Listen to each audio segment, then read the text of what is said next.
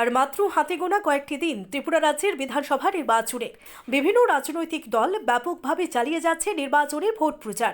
বিশেষ করে বিজেপি কিছুতেই ত্রিপুরা রাজ্যকে হাতছাড়া করতে চাইছে না।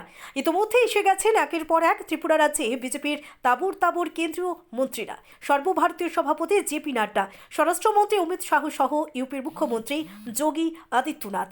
পাশাপাশি বিজেপি আনন্দ উৎসাহের মধ্য দিয়ে উৎসবের মেজাজে নির্বাচনে ভোট প্রচার চালিয়ে যাচ্ছে। বুধবার ঊনকোটি জেলার ফটিকরায় বিধানসভার আওতাধীন গোকুলনগর স্কুল ময়দানে এক বিশাল বিজয় সংকল্প র্যালি অনুষ্ঠিত হয়।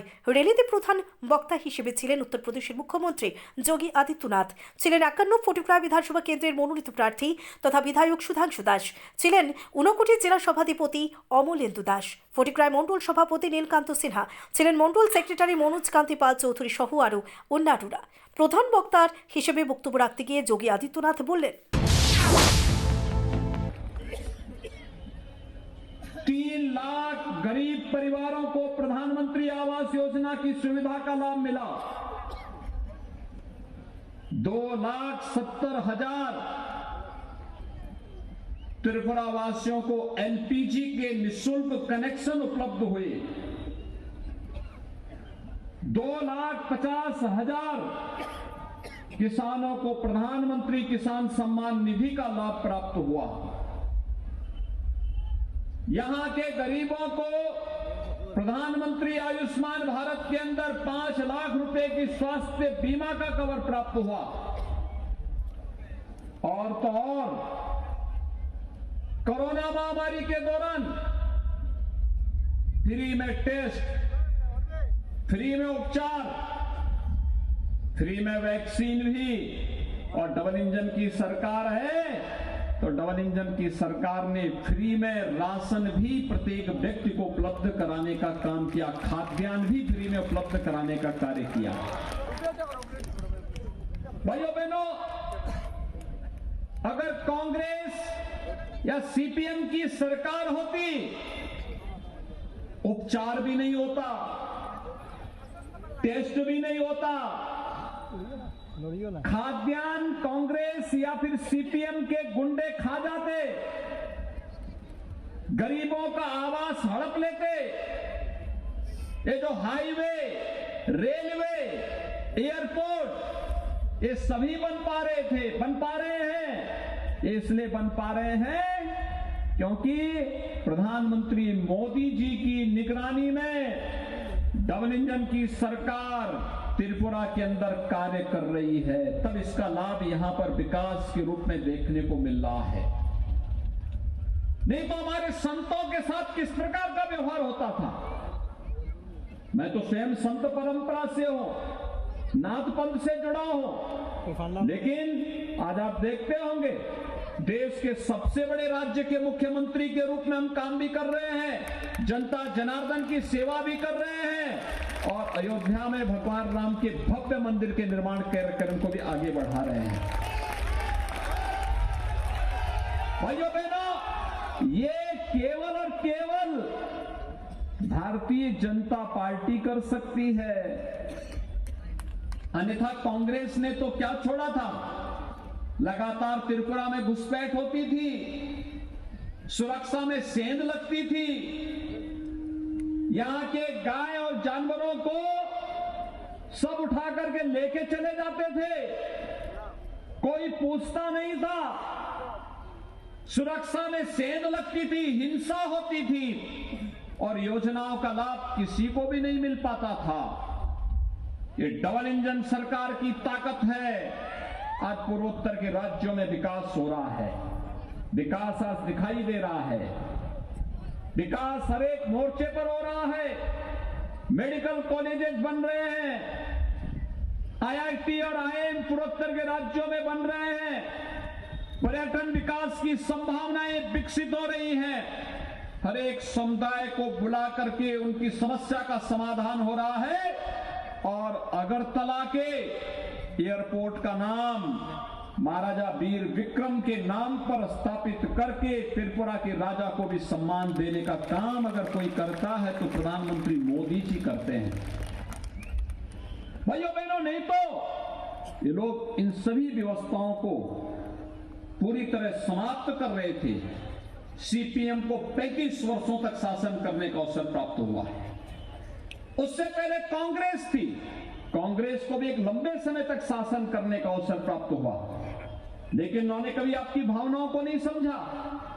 उन्होंने घुसपैठ करवाई, विकास से यहां को वंचित रखा गया, कनेक्टिविटी नहीं होने दी, हाईवे नहीं बनने दे, यहां के जनजातीय समुदाय को, अनुसूचित जाति के समुदाय को जमीन के पट्टे नहीं देने दिए, जिससे उनको प्रधानमंत्री किसान सम्मान निधि का लाभ मिल सके। मैं तो धन्यवाद दूंगा और अभिनंदन करूंगा श्री सुधांशु दास का, जिन्होंने एमएलए बनने के बाद यहां पर फटिकराय विधानसभा क्षेत्र में योजनाओं का लाभ भरपूर तरीके से, सबका साथ, सबका विकास, सबका विश्वास और सबके प्रयास के साथ यहां पर हर तबके के लोगों को उपलब्ध करवाया। भाइयों बहनों, चाहे वो मनरेगा के अंतर्गत कार्य करने का रहा हो, कोई भेदभाव नहीं किया, हर एक तक योजना का लाभ पहुंचाने का कार्य हुआ, मजबूती के साथ पहुंचाने का कार्य हुआ, कोई भेदभाव नहीं करने दिया गया।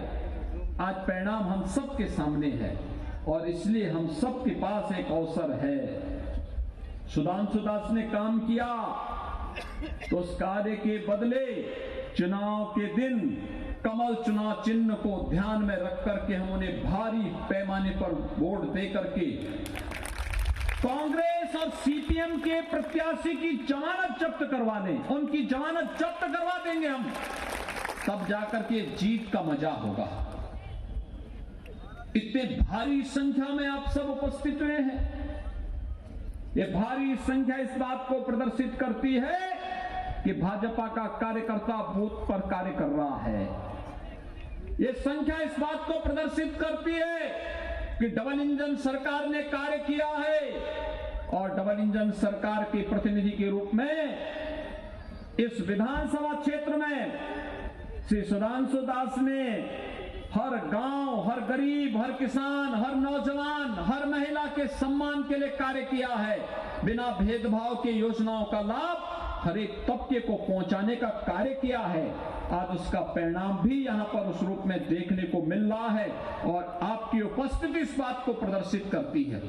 मैं इस अवसर पर आप सबसे यही अपील करूंगा कि भाइयों बहनों, देश की सुरक्षा केवल भाजपा कर सकती है, प्रधानमंत्री मोदी जी कर सकते हैं।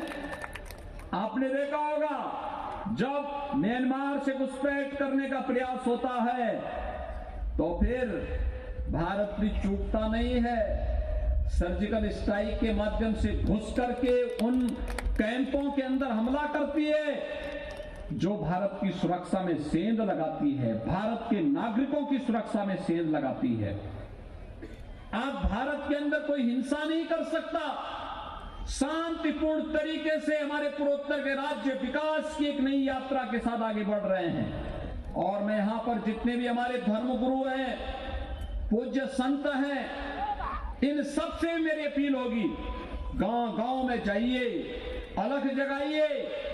आपकी स्थिति तो मुंह में जीव की तरह, जीवा की तरह है, तीन ओर से त्रिपुरा बांग्लादेश से घिरा है, उसके बीच में आपको धर्म जागरण का काम करना है। और आप लोग जिस मजबूती के साथ कार्य कर रहे हैं, डबल इंजन सरकार आपके साथ में है, आप अपना आशीर्वाद डबल इंजन सरकार के साथ दीजिए। डबल इंजन सरकार आपके साथ मिलकर के, आपके सानिध्य के साथ मिलकर के त्रिपुरा की खुशहाली के लिए, त्रिपुरा के नौजवानों के नौकरी और रोजगार के लिए, त्रिपुरा के किसानों को फिर से समृद्ध बनाने के लिए, कि त्रिपुरा की माता और बहनों के सम्मान के लिए, त्रिपुरा के प्रत्येक नागरिक के उत्थान के लिए जिस मजबूती के साथ कार्य कर रही है, ये और तीव्र गति से, अब मीटर गेज नहीं, अभी तो 5 वर्ष सीपीएम और कांग्रेस के कुशासन से मुक्ति देकर के एक राह दिखाने का काम हुआ था, उससे निकालने का काम हुआ था। अब अगले 5 वर्ष अब मीटर गेज नहीं, अब बुलेट स्पीड की तरह से ट्रेन विकास की आपके त्रिपुरा के अंदर चलने वाली है। और इसके लिए भाजपा को, कमल चुनाव चिन्ह पर वोट दे करके फिर से फटिकराय विधानसभा क्षेत्र में श्री सुधांशु दास को भारी बहुमत से विजयी बना करके आप त्रिपुरा विधानसभा में अगरतला में भेजने का कार्य करें। आप सब श्री सुधांशु दास को कमल चुनाव चिन्ह पर वोट देने के समर्थक हैं। सभी लोग तैयार हैं। सुधांशु दास इधर आओ भाई। अब मेरे साथ बोलेंगे, दोनों हाथ लगा करके बोलेंगे, भारत माता की, भारत माता की, भारत माता की জামানত বাজেয়াপ্ত করার জন্য যিনি আমাদেরকে আশীর্বাদ প্রদান করার জন্য এখানে উপস্থিত হয়েছেন, যোगी महाराज जी को मैं हृदय से आपको बहुत बहुत नमन करता हूं और फटिकरा में आपको स्वागत करता हूं। हम बहुत धन्य हैं कि आज इस चुनाव के पहले हमें आशीर्वाद करने के लिए आप हमारे बीच आए हैं। हम बहुत ही सौभाग्यशाली हैं और मैं हृदय से आपको बहुत बहुत धन्यवाद और हमारे इस फटिकरा के ओर से आपको शुभेच्छा भी शुभकामना भी देना चाहते हैं। मैं आपको इतना बोल दूं कि आने वाले जो 16 तारीख को हमारे यहाँ चुनाव होने जा रही है और 2 तारीख जो इसका फल आने वाली है, रिजल्ट आने वाली है, मैं आपको विश्वास के साथ बोलना चाहता हूँ कि यहाँ पे जो कांग्रेस के प्रत्याशी हैं उसका डिपॉजिट हम कैंसिल करके या बड़ी मार्जिन से हम जीतने वाले हैं। ये सिर्फ समय की हम अपेक्षा में है। हम बहुत वोटों की मार्जिन से यहाँ जीतेंगे, ये तय हो गया है। मैं हमारे फटिकराय के हर एक कार्यकर्ता, हर एक हमारे मंडल नेतृत्व को मैं भी हृदय से धन्यवाद देना चाहती हूँ कि आप सभी ने मिलके इतना अच्छा कार्यक्रम हमने यहाँ प्रस्तुत किया। हम सभी को धन्यवाद करना चाहते हैं। আমি বক্তব্য শেষ করার আগে দুইটা লাইন বলে আমার বক্তব্য শেষ করছি। 2018 সালে চলো পাল্টার স্লোগানে আপনারা আমাকে আশীর্বাদ দিয়ে এই বিধানসভা কেন্দ্র থেকে বিধায়ক নির্বাচিত করেছিলেন। 2018 সালের মার্চ মাসের 22 তারিখ আমি বিধায়ক হিসেবে শপথ নেই। শপথ নেওয়ার পর ঈশ্বরের নামে এবং এই আপনার আমার বিধানসভার প্রত্যেকটা মানুষের বিশ্বাস ভালোবাসা নিয়ে কাজ করা শুরু করেছিলাম।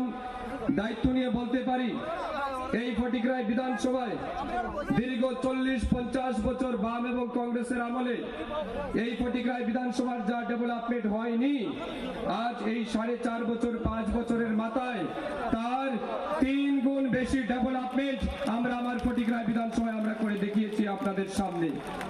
তার মধ্যে 2 বছর করোনা মহামারী, প্রথম বছর বন্যা, এই সব কিছুকে উপেক্ষা করেও আজ ফটিকরায় বিধানসভার ঐতিহাসিক যে ডেভেলপমেন্ট আমরা করেছি সেটা প্রত্যেকটা মানুষ আজ স্বীকার করছেন। প্রত্যেকটা মানুষ তার জন্য আজ ভারতীয় জনতা পার্টিকে পছন্দ করেন এবং ভালোবাসেন।